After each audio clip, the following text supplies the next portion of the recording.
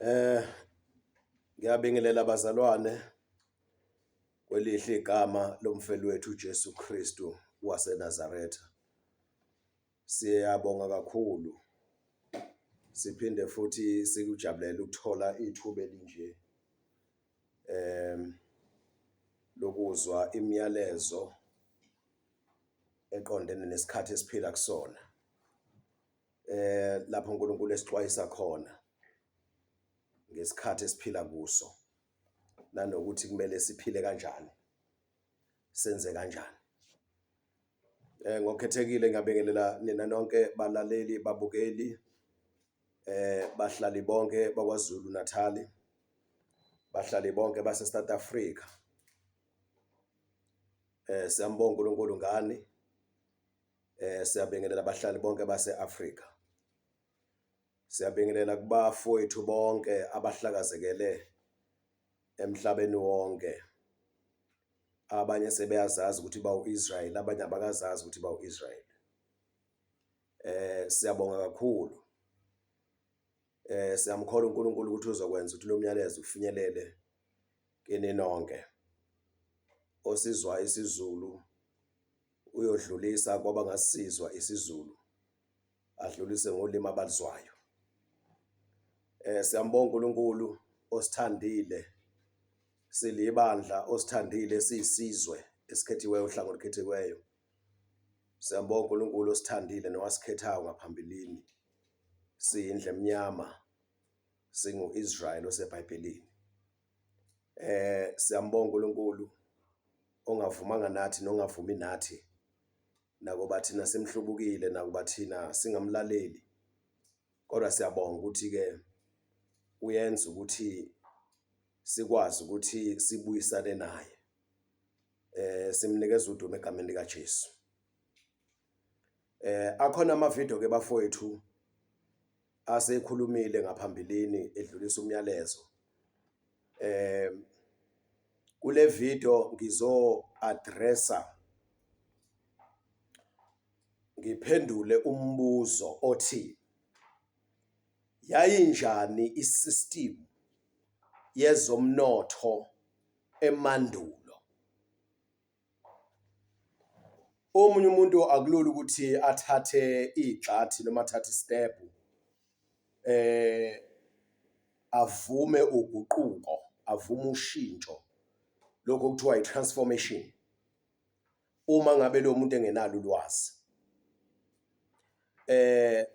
Nakuba ulwazi engizolithula luncane kakhulu, kodwa ngiyakholwa ukuthi lizokwenza umehluko omkhulu. Lungakholela ekuthenini uthole ulwazi olukhulu olungaba usizo kuwe, lube usizo kithi, lube usizo kubantu bonke. Kumele ukuthi iSouth Africa ishintshe ingene enguqukweni ukuze kuphilwe ngalendlela eqondene kulesi sikhathi esikusona. Kumele ukuthi iKZN ithathe istand, iKZN ithathe initiative, iKZN ithathe lead. uNkulunkulu aveze, abonise ngayo ukuthi kumele kuphilwe kanjani. Akekho umuntu ophoqiwe bafowethu, kodwa izimo zokuphila ziyasiphoqa. Izimo zokuphila ziyasicindezela ukuthi wonke umuntu oyimisele ukuthi angalahlekelwa futhi angadayisi ngomphefumulo wakhe, oyimisele ukuthi aphephe, ukuthi ahambe ngalendlela uNkulunkulu ayimbulayo manje. Umhlaba wonke abaningi kuwo bazovumelana ngento eyodwa, izizwe zonke, izizwe eziningi. Ngizwileke ukuthi ke eChina, ngibonile futhi amanye amavidiyo ukuthi eChina kunesystem esi-implementwa khona ecindezela abantu, kodwa kunabafowethu laphana embusweni kaNkulunkulu abangamaKristu abanqabile, abapersecutwayo njengamanje. Singakubukela kude lokho, kodwa ke sekufikile nala eSouth Africa. Sekubiza abantu abazoba nesibindi manje, and isibindi asitholakali ngaphandle kolwazi. Yilolu lwazi ke ngilulethile njengamanje. Siyaphuma kwi-comfort zone kodwa ngokusizwa uNkulunkulu ophilayo sizosindisa sihle ngokuphila kwethu nokwabantwana bethu, nabo bonke abantu esibathandayo, nabo bonke abantu ababuthaka abangakwazi ukuyikhulumela, abangakwazi ukuyilwela nokuyimela. uNkulunkulu anikeze amandla abantu abathile ukuthi uNkulunkulu asebenze ngabo ukuze kusinde labo bantu, kuphephe labo bantu abangakwazi ukuyimela. Right, i-title ke esikhulumela ngaphansi kwayo yayinjani isystem yezomnotho emandulo. Nansi ke impendulo engizokwenza ngayo isibonelo. eJerusalema, impendulo number 1, eJerusalema kwakunethempeli. Uma ngabe sekwakhiwa ithempeli laphana kwaIsrael, uNkulunkulu wayemise umthetho, unemithetho kaNkulunkulu okwakumele ukuthi abantu baphile ngayo. Leyo mthetho kwakumele ukuthi bayilalele, bayilandele, bayigcine ukuze babe nesibusiso. Isibusiso sokuthi uma betshala babe nesivuno esihle, uma befuya ilwane zabo, imfuyo yabo ingabi nazo izifo, ukudla kwabo abakutshalile kungabi nazo izifo, kube nemvula. That is a blessing, isibusiso leso. Bavune kube kuningi, ngabe bikho umuntu oswele nolambayo. Siyawazi lamajuphana amancane empile kanjalo. Uma besixoxela obazali bethu, bexoxela okhokho abazali babo, omkhulu bethu, okhokho bethu nokhokho bokhokho bethu, ukuthi kwakuphilwa kumnandi, kugcwale inqolobane, ukudla sekuvuniwe. Mina njengoba ngubaba uSibiya, ngihlakaniphe mina imfuyo isincane kwaSibiya, kodwa abantu bebebabaza besho. Namanje abanye kade bangigcina behlangana nami, bakhumbula lokho ukuthi umkhulu wakho ozala ubaba wayefuyile, enemfuyo eningi, kuyena okwakuthiwa wayelida nabathile mhlawumbe abawu-2-3 endaweni. Imfuyo yakhona, intondolo zakhona kuthiwa zazi lathi mayihamba kude ongazathi izinyane itholele lenkomo eselikhulile. Uma ngabe uhamba eduze kwazo uyabona izintondolo ezimayihamba kube khona umsindo ezwenzayo, zithi chief, zithi chief, zithi chief.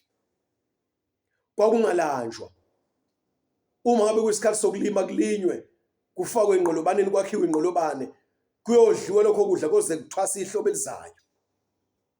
Ngesikhathi esifanele, noma ngesikhathi nje lapho bekhumbule khona inyama, owami umkhulu kuthiwa wayevela khombe nje sibayeni, kungesona umcimbi, ingonakele lutho, athi ake nibambeni laphana sidle isobho. Bekuphilwa kanjalo. Ngiyabonga ukuthi uNkulunkulu angiphe lolo lwazi, wayazi ukuthi ngiyalidinga ukuze ngikwazi ukuthi siqinisane ngalo kulesi sikhathi. Mhlambe nawe uzothi uma uzwa le video uhambe ubuza abathile, mhlambe kuza umuntu onolwazi olungcono kakhulu nalolu enginalo, indlela okwakuphilwa ngayo. Isibonelo sokuqala bafowethu, eJerusalema kwaIsrael, izizwe zaziwu-12 kwaIsrael. Isizwe nesizwe sinabantu babo, kuthiwa i-tribe. Ngaphansi kwalo tribe kunabantu abaningi, kunama-clans, kunama-families. Then babephila leyo mpilo leyo, babetshala, belima, babefuya, besebenza ngamakhono. Ukusekhuletha komnotho esizweni sonke sakwa-Israyeli, nanku umthetho uNkulunkulu ayimisile. Wayemisa ukuthi kunoma yini umuntu ayitholayo, ngakuba imfuyo, ngakuba amasiko, everything umuntu ayitholayo akhipha u-10%, ahamba ayobeka ebhenki lombuso kaNkulunkulu. Lale yini ibhenki lombuso kaNkulunkulu? Kwakuyi-storage la izinto zonke, ngoba ibhenki indawo la kugcinwa khona umnotho. So babeletha umnotho owu-10%. Lo mnotho bese ugcinwa kuleli bhange elalisethempelini lapha eJerusalem. Obani ababesebenza ebhanke likaNkulunkulu embusweni kaNkulunkulu eJerusalem. uNkulunkulu wayekhethe itribe yakwaLevi, and etribe yakwaLevi wakhetha ama-officials angabapriesti ukuthi azosebenza khona. Then i-executive officer yala ngaleso sikhathi kulabo bapriesti yayibizwa kuthiwa uchief priest, umpriest omkhulu, okuyena esingathi kwilanguage namhlanje CEO yaleli bhanke, owayephethe bonke bengaphansi kwakhe abanye. Then ngaphansi kwabapriesti ama-bank officials ombuso kaNkulunkulu ethempelini kwakukhona abantu okuthiwa ama-Levites, labantu abangabasebenzi ukwazi ukuthi kudistribute umsebenzi kahle, uhambe kahle umsebenzi. Ilona bhanke lelo elaligcina umnotho wombuso kaNkulunkulu ngesikhathi sakwa-Israyeli as a nation ehlala ndawonye, engakahlakaze nje behlakazekile. Kuyisifiso sikaBaba uNkulunkulu ukuthi kubuyiswe leyo system leyo kulabo abasebezazi ukuthi bawu-Israyeli. It's unfortunate ke makukhona abangakazazi ukuthi bawu-Israyeli, ukuthi uma umuntu omnyama u-Israyeli weqiniso lo oseBhayibhelini. Njengoba ngikhuluma ngawe, okhokho bakho yibo labo engikhuluma ngabo. Yona system ke leyo emandulo kwakuphilwa ngayo kwezomnotho. Njengoba ngishilo kwenye video ukuthi sekuyisikhathi sokuthi iKZN ithathe istand, itestile lento iKZN kancane, ngoba ngeke ngakhuluma ngathinta kancane indaba kaZulu government. Mhlawumbe olwakho ulwazi lungcono kakhulu, singalijabulela uma ungaphumela obala nalo usiza abantu bakwaZulu Natal. uNkulunkulu atarget ukuthi asize iSouth Africa ngabo. uNkulunkulu atarget iSouth Africa ukuthi asize iAfrica ngabo. uNkulunkulu atarget iAfrica ukuthi asize umhlaba wonke ngayo. Ngoba abantu bakhe labo uNkulunkulu ayikhethela bona ngokuthanda kwakhe, asikwazi ukumquestiona abantu abamnyama uIsrael ongcwele. So ke manje mawunalo lolwazi singalijabulela kakhulu ukuthi kwaZulu, kugovernment okwaZulu kwakuphilwa kanjani. Yebo, isikhathi nesiphila kusona manje, since sibuyisela imithetho kaNkulunkulu kubantu, sibuyisela abantu kuNkulunkulu ophilayo obadalile. Lokho sikwenza ngomusa kaNkulunkulu ngenkosi uJesu. Uma ngabe sesenza lokho ke kuzoba ngeke kufane incamashi nohulumeni okwaZulu, kodwa isetup iphethini ethile kuningi okuzoba usizo okuzosiza ngendlela umnotho owuphathwa ngayo kwaZulu government. Right. I-example yesibili sengichazile ukuthi ku-example yokuqala emandulo kwaIsrael lomlando sithole eBhayibhelini. Kodwa lomlando esithole eBhayibhelini uyafana nalomlando engiqale ngawo ukuthi umkhulu wami nomkhulu kaBaba nomkhulu kaMama babephila kanjani, babe sixoxelo mabethu nobaba bethu no-anti bethu ukuthi kwakuphilwa kanjani emandulo. Uma uyiqhathanisa lento iyefana. Yila sithola khona isiqiniseko ukuthi umuntu omnyama uIsrael oseBhayibhelini.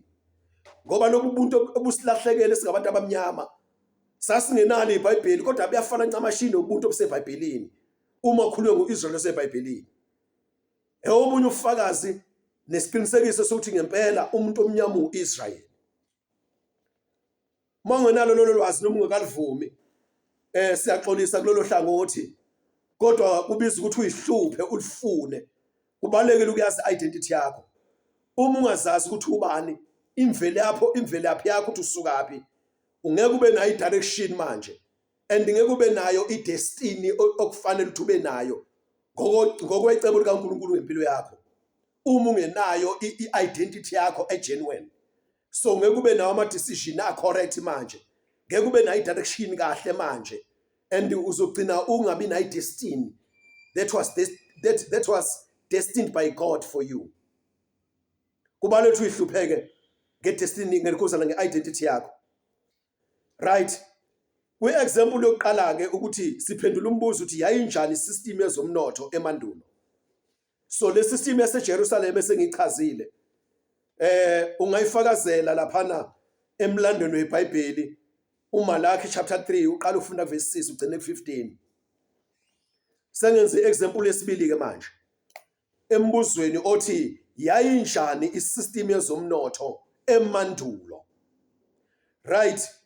I-example, i-answer yesibili eyi-example futhi yalokhu thina okufuneka sikwenze manje siyi-KZN, singabantu abamnyama, singu-Israyeli, then including nalabo abangasibona abantu abamnyama kodwa abakholwa uNkulunkulu ophilayo, abangamalungu emzimbeni kaKristu, abayibandla likaJesu Kristu la KwaZulu Natal, ukuze kube nesibonelo iSouth Africa ezobonela kuso. Then iSouth Africa masisithathe kahle sahlangana saba impumbi eSouth Africa, then kube nesibonelo iAfrica ezobukela kuso. Then iAfrica masibambe kahle lento umhlaba wonke uzobukela khona. Abangakwazanga ukuza eduzane bazoyibuka kahle lempilo, kodwa uNkulunkulu ukwenza indlela ukuthi bayithole ezindaweni abakuzo, ukuze sibe mnotho omunye, sibe mqondo omunye emhlabeni wonke. Thina sonke esivuma ukubuyisa imithetho kaNkulunkulu kithi, nathi sibuyisele kuNkulunkulu ophilayo, bese siba nomnotho wodwa oyimele, siphume kulomnotho corrupt wasemhlabeni. I-example yesibili, uJoseph, sizokhumbula ukuthi wanikeza ukuba abe i-CEO, Chief Executive Officer yaseGibhithe iminyaka ewu-14 egqamile ngokweBhayibheli, umlando weBhayibheli, mhlawumbe ngaba ngaphezulu kwalokho. Sithola ukuthi kwakunendlala enkulu ezofika eGibhithe, bese ingafika eGibhithe kuphela kodwa i-affect empeleni emhlabeni wonke kwakuzoba nendlala enkulu. uNkulunkulu ekuhlanipheni kwakhe elungiselela lesi sikhathi wasinikeza umlando, wakho umlando ngoJosefa ozoba isibonelo, ozoba ireference yethu kulesi sikhathi, ukuthi uNkulunkulu wakhetha uJosefa ezweni sakhe uIsrayeli, wombeka eGibhithe.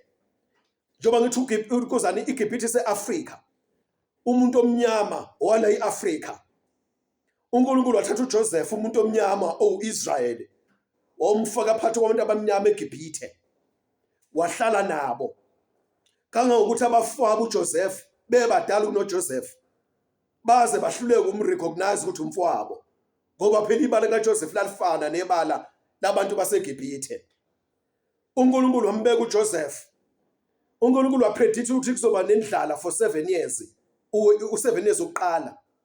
uJoseph wasebenza umsebenzi ukuthi establish umnotho osafe, establish security economically eGibhithe.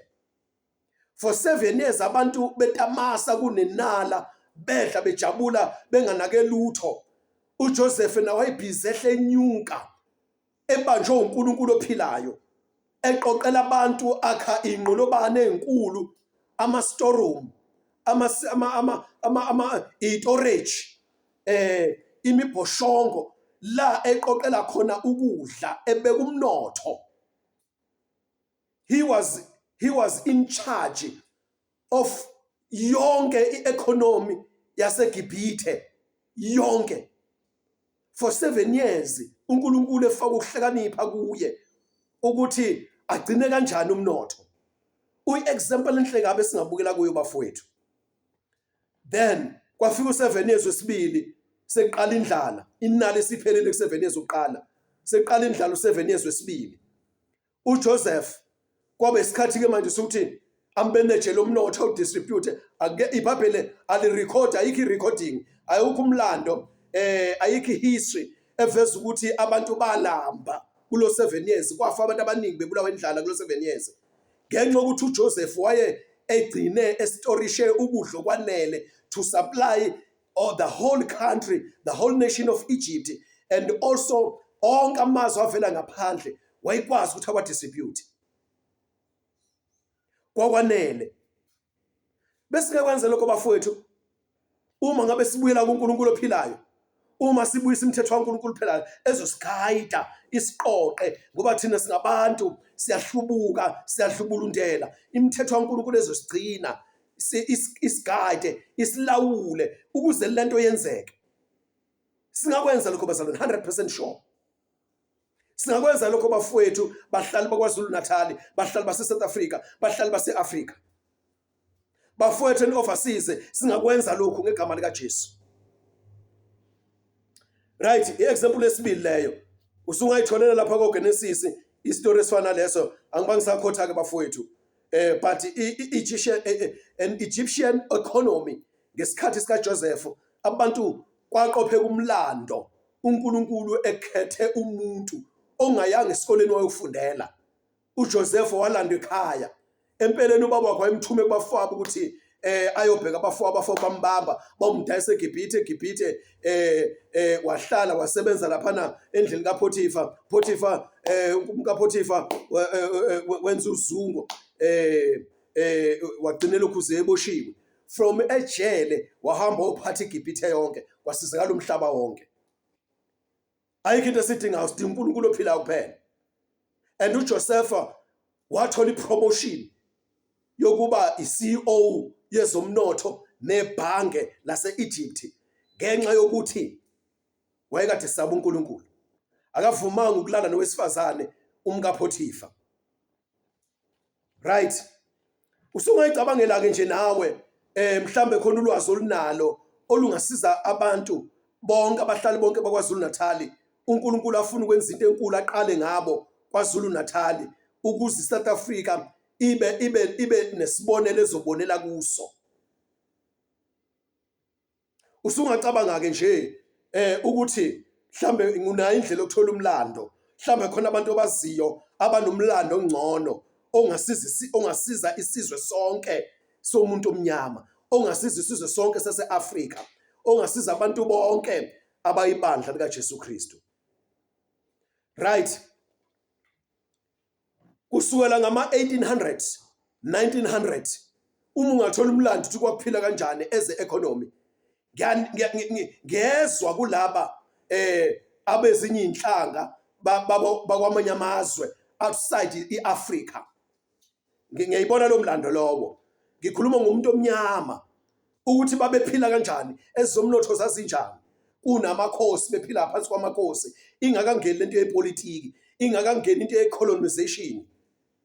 Babe kade bephila kanjani? Uma singabuyisa leyo system ke umnotho ke iyona esidinga kulesi sikhathi. Right, number 3. Okay, angiqedele lokhu before ngifike mhlambe kwisystem elandelayo yesithathu. I-trade ke ezokhwebelana, ezodayiselana kwezomnotho yayenziwa kanjani i-trade emandulo? Nasi impendulo. Endlini emnyama umlando uyaveza ukuthi isikhathi esiningi bebengenayo imali. Nginawo umlanjwana omncane ngokwehistory ukuthi ngesikhathi sikaShaka yayingekho imali. Kodwa kwayikhona i-economic system ababephila ngayo because uShaka was a king. And uShaka king kunabantu ngaphansi kwakhe, wayela namanye amakhosi awanqoba wathatha ngaphansi kwakhe, wagcina senomhlaba omkhulu. Labantu babedinga ini, abantu babedinga ukuthi kube nendlela yokuphila economical. Babephila labo bantu. Uma wasithola lo mlando lowo, ulwazi silidingayo lolu kakhulu.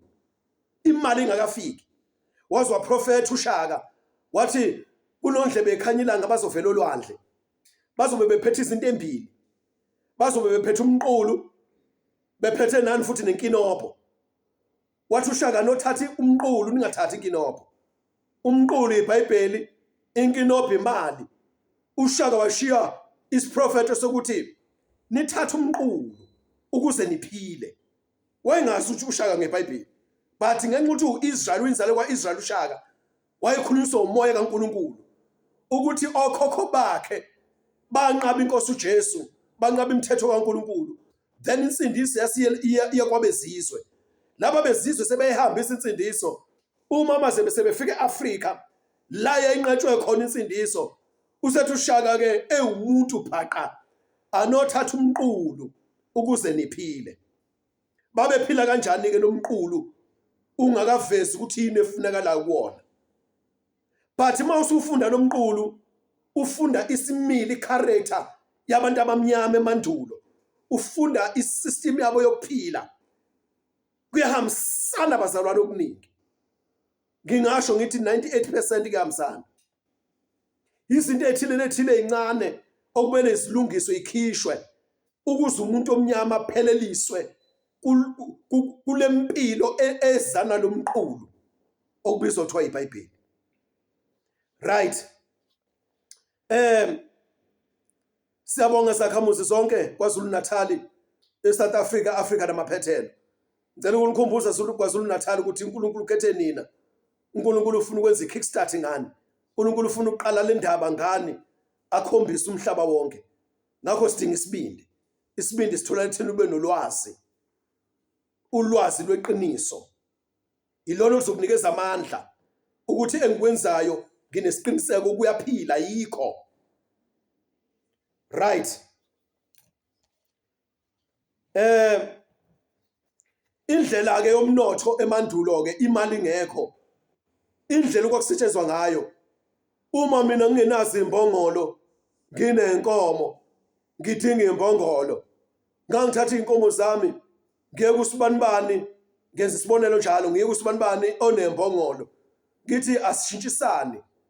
Yena udinga inkomo, mina ngidinga imbongolo. Nazi inkomo nezimbongolo. Akho mali eyikhona. Babephila kamnandi abantu. uNkulunkulu wayebanikezile bezalwe nama skills, amakhono athile. Umuntu ngekhono lakhe akwazi ukwenza izinto ezithile, mina ngekhono lami ngikwazi ukwenza izinto ezithile. Then leza zinto mina engenalo ikhono lazo, then naloyana angenalo ikhono lazo sizoshintshana. Mase esekhiqizile ngekhono lakhe, ngakhiqiza ngekhono lami, siyashintshana. So yonke into engidinga ngiyayithola. Kwakumnandi bazalwane. Kwakumnandi bafowethu. Kwakumnandi bahlali bakwaZulu Natal. Kwakumnandi bahlali base South Africa. Kwakumnandi bahlali base Africa. Kwakumnandi bafowethu nina eniskethathi overseas endaweni zonke phesheya kwelwandle. UIsrael wena weqoqobo. Right, esinye isibonelo ke number 3 sesithathu ekuphenduleni umbuzo othi yayinjani isystem yezomnotho emandulo. Nansi impendulo yesithathu. Ngesikhathi sebandla laqala uJesu senyukele ezulwini. Abapostoli kwakhethwa ngesikhathi sabapostoli ama delegates awu7. Kwase kuba no supervisor wabo nemanager yabo uStephen ukuthi bakwazi ukuphatha ezomnotho embusweni kaNkuluNkulu ngesikhathi sabapostoli ukuze kukwazi ukuthi kudistribute umnotho njengokuba abantu bewudinga esikhathini sabapostoli. Le ndaba seyithola encwadini yezenzo ngokomlando weBhayibheli, izenzo chapter 4 uqala ukufunda verse 32 ugcine verse 37. Siyayithola futhi ku chapter 6 uqala ukufunda verse 1 ugcine verse 7. Abantu babedayisa imihlaba, bathatha imali bayise kubapostoli. Abapostoli babengacabanga ukuthi mase kufikele imali bathenga uMercedes, bakho double story, then babudgetela ukuthi kufanele bafly baye phesheya bayophumula bayocruiser. Babengenzi kanjalo abapostoli, but babethatha imali yona economy yombuso kaNkuluNkulu le bayidistribute according to idingo zabantu ukuthi ubani udinga inani. Izenzo chapter 4 iveza lokho ukuthi akubangabikho wayihlupheka kule system leni yebandla laqala, first church, ibandla lezenzo. Njengoba kuthiwa izenzo nje acts, abantu ababenza bephila babengagcini ukushumayela intshumayelo enkulu. Abantu basume bame ngenyama bashaya ihlombe, emva lokho akwenzeki lutho, emva lokho abantu bacontrol abacoloniziwe isystem yabezizwe. No, babeliphila iBhayibheli practically, babephila impilo practically as a kingdom. Babezazi identity yabo ukuthi bawumbuso kaNkuluNkulu, then they supposed to have their own economical system. So ke abantu babengaphoqwa abantu kwakusuka ngaphathi kuyena umuntu elalela umoya kaNkuluNkulu adayisa umhlaba othile, izinto ama-asset athile ngasawadingi awadayise. Benza imiyalo kaJesu ukuthi dayisani konke nakho nabela abampofu. but obani abantu abangama directors in this kingdom? Obani abantu ababese parliament likaNkulunkulu literal on earth? Ama 12 apostles. So kwakumisa lona bank leli lombuso kaNkulunkulu ngaleso sikhathi okwakubiza ukuthi abantu mabedayisa beze bazobhenka kuleli bank. Ithi inkosi uJesu manibeka ingcebo yenu ezulwini nenhlizweni izoba khona. So mabeletha le mali kubapostoli, abapostoli bengayifaka eswini zabo kodwa bayidistribute ngokwedingo zabantu, bona bedele konke bengekho greed. Then abantu bonke babeneliseka. It was a very, very perfect system yokuthi kuranisha umnotho kubantu. Enye futhi system esingayiconsider leyo bafowethu kwaZulu Natal. Right? Ngiyabonga kakhulu ke bafowethu bengathanda ukuthi bendele ivideo kodwa ke ngeke ngingakusho konke kufanele ngikusho ngigcizelele. I-way forward le ephendula umbuzo ukuthi yayinjani isystem yezomnotho emandulo. Uma ungahlala phansi uyilale kahle le video ubhale phansi uNkulunkulu angafaka ukuhlakanipha kuwe if you are willing. Afaka ukuhlakanipha kuwe uNkulunkulu asinikeze amanye amaphuzu obunye ubuhlakani obungasiza isizwe sakhe kwiprovince ekwaZulu Natal, kwicountry yase South Africa, kwicontinent yase Africa, kubafowethu bonke emhlabeni wonke. uNkulunkulu abathanda abantu bakhe. Vuma uNkulunkulu akusebenzise. Siyabonga kakhulu egameni lenkosi yethu Jesu. May God bless you. I thank you all. In Jesus' name, amen.